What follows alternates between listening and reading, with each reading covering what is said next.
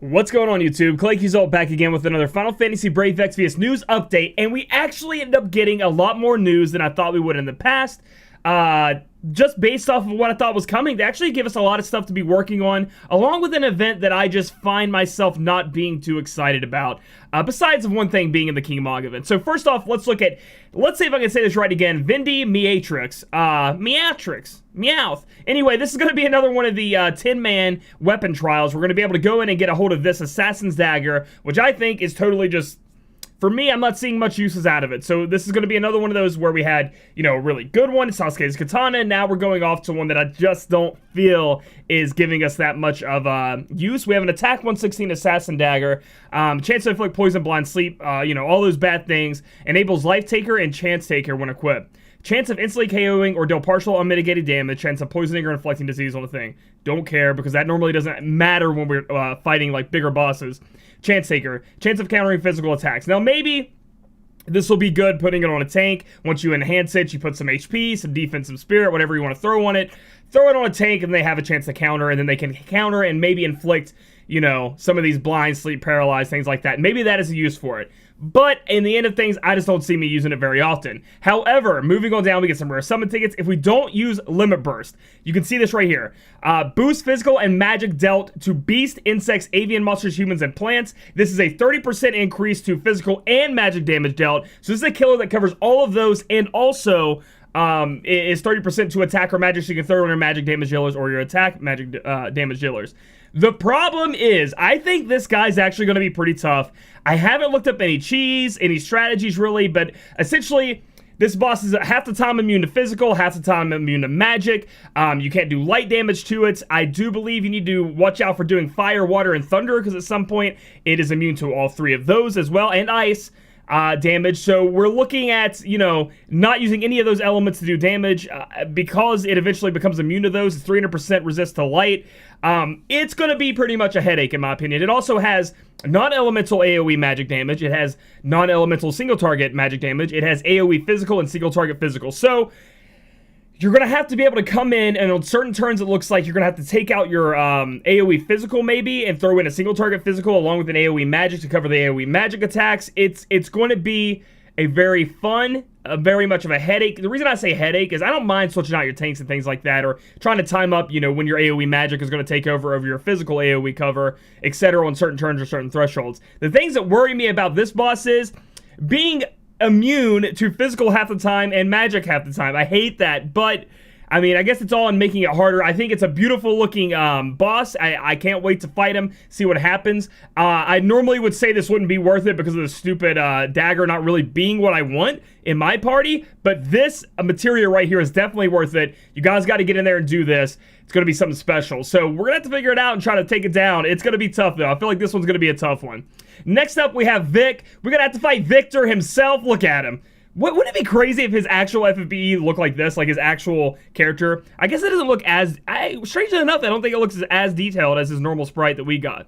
It looks like we have to fight him, obviously, with trial bosses when we have collabs. Be prepared to defend against lightning, dark, and fire damage, so we're going to have to get our resistance up to those. The boss does a mixture of physical and magical attacks, along with many status elements. So, it looks like Mystia is going to shine again with Clear Veil. Don't worry about status elements doing it that way.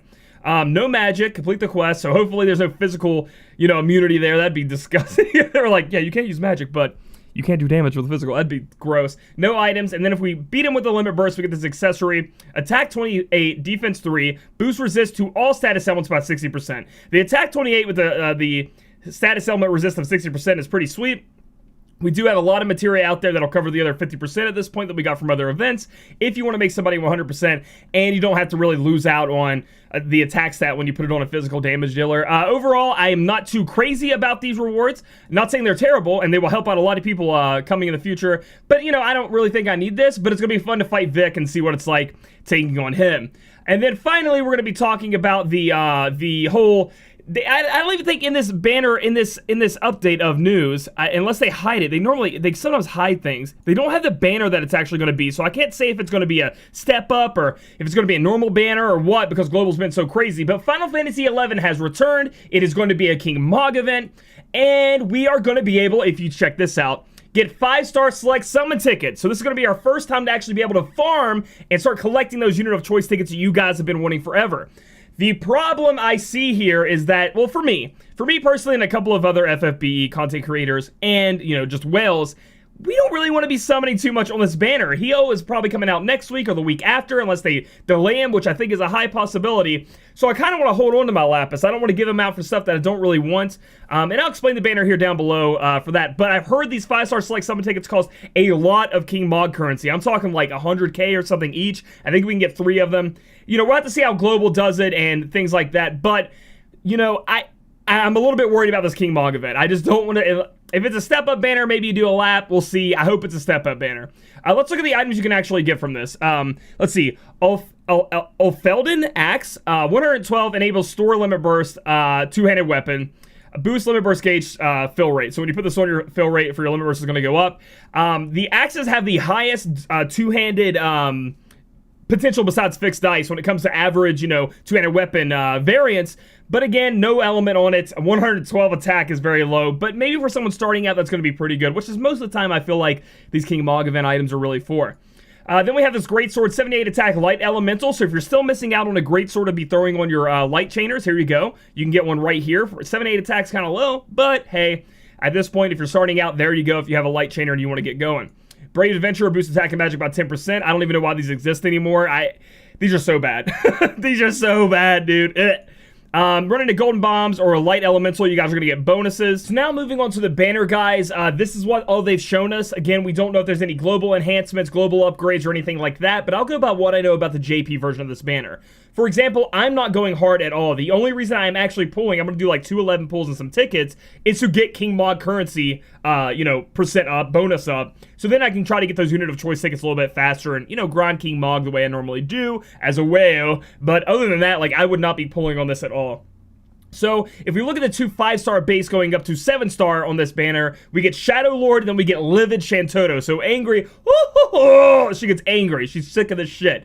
So, if we look at Shantotto, the better of the, way better of the 2 5-star base on this banner, Livid Shantotto has a TMR that gives you about 130 magic. It is a rod, excuse me. And then it gives you some dark attack with the ability to imperil a little bit of spirit and boost up your own magic by 120%. It's not the best thing in the world, but then again, it's not the worst thing in the world. It gives you that ability. The best thing about, the better thing about Livid Shantotto is going to be her STMR. It's going to be able to put up your magic by 80%. Okay, so that's going to be her STMR. It's 80% magic. That's going to be able to help us get up to that 400% magic on our mages. So that is like really, really good, but I still think it's somewhat skippable. Because again, when it mages are important, but they're not that important, and I don't think they're that important for us to be pulling for 4 of a Shantotto on double 5-star base banner if there's not a step up. We'll see about the step up thing. Talking about Shantotto, Livid Shantotto as a unit, she's actually, you know, middle of the pack when it comes to mages. She actually can do a good job. She gets a lot of the Aja spells, covering a lot of different elements when it comes to the Aja spells. I do believe she can turn that on to be AoE. She has access to double cast and triple cast at some points in the fight. I do believe she's actually a really good 6-star unit, so you don't really have to go for the 7-star if you're looking for a mage to mess around with. Her 7-star does make her much better. She does get some elemental chainings with magic that do chain in the Divine Runation, from what I've understood, chaining family. But overall, she's going to slowly be power creeped out of the meta, which makes me think, you know, if you have Transtera, if you have CG Sakura, if you have some other mage, Barbaricia maybe will surpass her, you're kind of good to go there, in my opinion. Mages are like, I'm going to say you only really need one great mage in your team, with the way I've been playing Final Fantasy Brave Exvius, essentially. So, unless you're a huge fan of Shantotto, and you just really want that elemental coverage that she brings, she also brings a little bit of support, where she can put a HP shield on everyone, give a little bit of damage mitigation. She's very skippable unless you really love Shantotto. But she definitely holds her own if you end up pulling her. She's a pretty good unit, and we'll go over that more in the banner review. Looking at Shadow Lord, though, he is a giant piece of crap. Without global enhancements, this guy is going to be nothing. Like, there's no reason to pull for him. His TMR is okay, alright? His TMR is, if you have a sword equip, 30% attack. If you have a helm equip, 30% attack. That's 60% attack in one materia slot, which is going to be useful when we're trying to reach that 400% threshold, right? Because eventually the stat cap will be raised to 400%. As far as him actually, okay, let's go talk about his STMR. It is a giant attack sword that gives you some HP and some MP. It is a one-handed sword that gives you a lot of attack, no element attached. So if you can get an element, if you're dual wielding, excuse me, and you want to have, you know, this in your on your team, if you guys already have, you know, Lightning's STMR and things like that, I don't really see you going for Shadow Lords. It's just really not that special. So going for 4 of him is definitely not needed. His STMR is nothing to go crazy over. Nothing like that. And his TMR is okay. It's decent. As him as a unit, he is one of the lowest ranked 7 stars in all of JP. He's not useful. He does a lot of dark damage. He's a dark finisher. If you're going to be doing that, look to Dark Knight Cecil, because at least he can have a bunch of human killers. And I don't know. Dark Knight Cecil is much cooler than the Shadow Lord in my mind. So overall, the only reason I'm pulling those banners for the bonus. That is it. I don't see myself chasing 4 of the Shantotto. If I end up getting 4 of her and getting your STMR, that's great. But in my mind, I'm looking forward to CG Sakura 7-star, Transtera for sure, which hopefully that comes next week in a 7-star batch. I'm hoping it's at the beginning of every month, so you guys can be excited about that. And then even the 4-star base doesn't bring a lot to the party, and his TMR is some harp that I don't care about. So overall, I really don't care. I really could give 2 shakes less about this banner. If it was just a normal banner, let's say a raid banner or a just a banner that didn't have the King Mog bonus, I would not be pulling at all. I'm minimal pulling. Even at that, I may not. I just may not, because if it turns out the Unit of Choice tickets will be easily to obtain by just using a bunch of the little tiny based units, then that's what I'll try to do, because I am only going to be summoning in order to get the Unit of Choice tickets. That's pretty much it. So that's my review on the banner right now. Maybe it'll change when they actually release information about it, but let's go to the notices and check this out. So the player voice campaign number 2, I know a lot of you guys are upset about it. We get a free 10+1 summon once every week 4 times. It looks like it's starting Monday, the 3rd, so this coming Monday. Available to summon 1 time or reset every Monday, so you're going to be able to summon every Monday. You cannot keep these. You need to go on the specific banner and summon on it. It's not going to give you tickets where you can save them for later. Limited time units are not included in this pool. Only units added to the game prior to the 31st of August will be in the pool. So if Hio does end up coming out next week, and that's another thing about the banner, if Hio's coming out anytime within the next 3 weeks, do not waste any of your lapis on that banner. I mean, no, just use your tickets and stuff. Try to get some King Mog stuff and get in there King Mog grind, because you're not gonna, there's no reason to. They're just not stellar. Anyway, so, you know, at least you get a free 10+1 summon ticket. It's something to look forward to get a bunch of yellows and a bunch of blues. You know what I'm saying? And then they've decided, hey, we're going to talk about the 5-star select Unit of Choice tickets and explain how they're actually going to work. Essentially, in JP, when a banner comes out, the Unit of Choice for the 5-star bases are immediately thrown into the Unit of Choice ticket, you know, to where you can select them with the Unit of Choice. So you can go in here and summon with the 10 of the tickets. However, in Global, it looks like they've changed that. You have to wait till the banner is actually over before you can be picking up maybe a second Hio or a second Shantotto when she's added, things like that. So you're going to have to wait on that. We can go through this and read it up. Limited time units are not included in the summon pool, which is normal. We knew that. 5-star units that can be awakened to 7-star will be added progressively. So what that makes me think is that every time, you know, a banner comes out and a 5-star base go to 7-star, at the end of the banner, they'll be added to the pool. Also, when the batches come out, so let's say the next 7-star awakening batch, all of those units will also be added to the pool. So essentially, you're waiting and waiting until you can actually, in a way, it's actually useful to be able to summon one, besides units where you only want their TMR, let's say, for example. Permanent units that can be awakened to 7-star will be added to the pool following the end of their featured summon period, like I said. You can exchange 10 5-star units, which we already knew that for one thing. So, kind of a little rough for a lot of people. It seems more of like, they're like, okay, so even if you save up 20 of these, you're like, I'm just going to get, I have 20 Unit of Choice tickets, I'll just buy 2 Hio right now. They're going to try to entice you to maybe pull on the banner before you actually get to use your Unit of Choice tickets. I think that's a little bit greedy. I don't like that change. There's no change that benefits the player that more benefits the company, so I'm not too happy with that change at all. But hey, you win some, you lose some, you got to just take it. The 50% Trust Moogle for completing the second season. As announced, the second anniversary of Final Fantasy Brave Exvius news posted on 6/28. Players who clear the story's second season up to Chapter 3, Part 3, by Saturday, 9/1. That is this Saturday. College football, baby. Coming back at you if any of you guys are college football fans. Make sure you complete it. Get in that story and grind it out. Get this so you can get the Moogle. Players will receive the reward on Thursday, 9/13. So Thursday, we're going to get a 50% Trust Moogle as long as you've completed the story up to this point.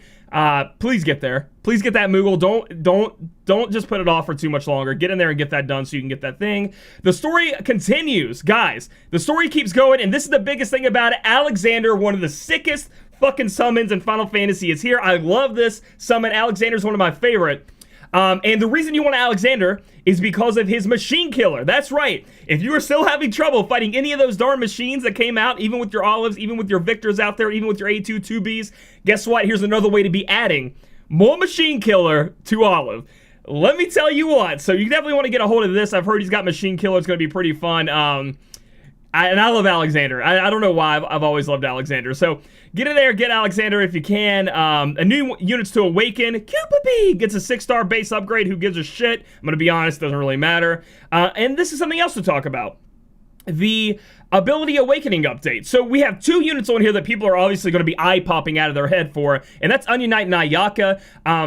We can go over these when they actually come out, but I will say Onion Knight's upgrades are somewhat disappointing to me just thinking about it. Essentially, his splendors of the different elements get a little bit of an upgrade to them, along with adding that specific element to his weapons. So that allows him to not... It's good and it's actually good and it's bad. So essentially you can put on the Onion Sword or whatever and the Aegeon Fist, and then because in the past it was kind of bad because you didn't have those elements, you know, you couldn't chain elementally, this is going to allow you to be able to element chain with him, right? Because it's going to add water, earth, fire, wind to his attacks. And also, I think it imperils, right? Reduces earth resist for one enemy. So it's also going to imperil for you, which is pretty good. But then again, you're going to have to use this ability, get him chained up, and then it's going to increase his Onion Slice and Onion Cutter great damage in the next turn. We'll have to see if it's any different than JP. I do know a lot of people were a little disappointed with Onion Knight's upgrades because it didn't make him too much stronger, but this allows him to be able to do those builds with elementless weapons and still have an element that he can put on to chain with. But you're going to be stuck in the earth, water, fire. Well, fire is pretty good, and wind category if you're doing that, okay, guys? And then Blessed Crystal just gives him more attack, gives him some resistances as well. Ayaka, we're going to be able to put up our Spirit and our Limit Burst gauge fill rate. Really good, because her, we want her to have more Spirit for healing and defense, and we want her to be able to use her Limit Burst because it's broken. Stop Detach, going to give her Stop Resist, and then it's going to boost the turns in effect high. Pretty good. Dedication, increase Limit Burst gauge, boost HP Restoration amount low, boost MP Restoration high, boost LB gauge increase great. So again, it's just allowing her to be more of the support that she was before. Her 7-star is amazing. I do recommend go ahead and enhancing her if she's going to be your 7-star healer, because that's really great. When it comes to Nyx, another unit that you're just going to forget about due to 7 stars, guys, you're just not going to be worrying about it too much. So the 2 units on this banner, and especially all of these, without having all of these different like 4-star base units, once 7 stars came out, a lot of the 4-star bases you just had to wave goodbye to without having a special niche or a special ability that would propel your team. There's no reason to use them, and a lot of these don't have those abilities for you to be worrying about. Sorry, Arya, I used to use you as my 4-star healer there on my budget guides, but bye-bye, 7 stars here to stay. So overall, I think an underwhelming ability awakening update. Nothing too crazy where it's like, oh, I gotta have it. But Ayaka, again, if you're using Ayaka, that's going to be great for you. I want to say one more thing before we head out today. We're going to go back to the Deus Ex, I keep saying it wrong, banner here. Frank Pritchard. If you guys have not obtained Frank Pritchard, I highly recommend you summon until you do. He is a 3-star. He's a 3-star base on the banner. Let's go ahead and move down. And this guy packs a wallop when it comes to supporting ability, and the biggest one is his ability to add lightning element to attackers. And this is going to be very important even with Hio, in my opinion. Frank Pritchard is a global original, as it says. He's going to be able to be on your team. You're going to be able to have Hio have a 2-handed big-ass sword with no lightning element on it, because Hio is a lightning fire attacker. Essentially, you want lightning or fire on him. And then Frank could be on your team just to, literally, his goal, his sole purpose could be just to apply the lightning element to Hio. There eventually in the future, there's going to be a 2-handed lightning element as long as we get the collab. I do believe that will come out, but until then, I do believe Frank is going to be very useful for you guys out there using fixed dice. I've already used them a lot, in my case with fixed dice when I'm working with Vic, seeing what Vic can do. I've seen a lot of other streamers and big YouTubers do the same thing. I think you guys should be summoning for Frank if you can.